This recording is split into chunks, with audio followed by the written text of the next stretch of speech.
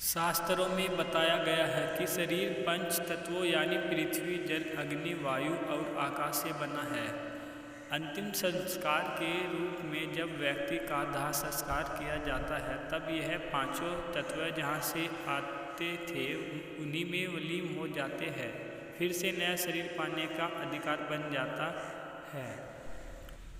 अंतिम संस्कार विधि पूर्वक नहीं होने पर मृतक व्यक्ति की आत्मा भटकती रहती है, क्योंकि उन्हें न तो इस लोक में स्नान मिलता है और न परलोक में, इसलिए वह बीच में ही रह जाते हैं।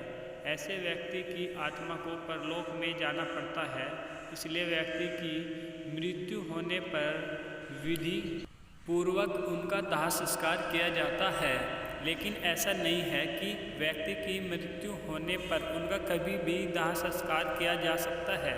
शास्त्रों में दाह संस्कार के भी कुछ नियम बताए गए हैं। इनमें एक नियम यह भी है कि व्यक्ति की मृत्यु अगर रात में या शाम ढलने के बाद होती है तो उनका अंतिम संस्कार सुबह सूर्यास्त से शाम सूर्यास्त होने से पहले करना चाहिए। सूर्यास्त होने के बाद शव का दाह संस्कार करना शास्त्र विरुद्ध माना गया है। अगर किसी व्यक्ति की मृत्यु दिन के समय होती है तब भी सूर्यास्त से पहले उनका अंतिम संस्कार करना होता है। शाम ढलने के बाद यह संस्कार नहीं किया जाना चाहिए।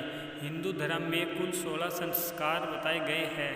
इनमें सबसे अंतिम है मृतक संस्कार। इसके बाद कोई अन्य संस्कार नहीं होता है, इसलिए इसे अंतिम संस्कार भी कहा जाता है।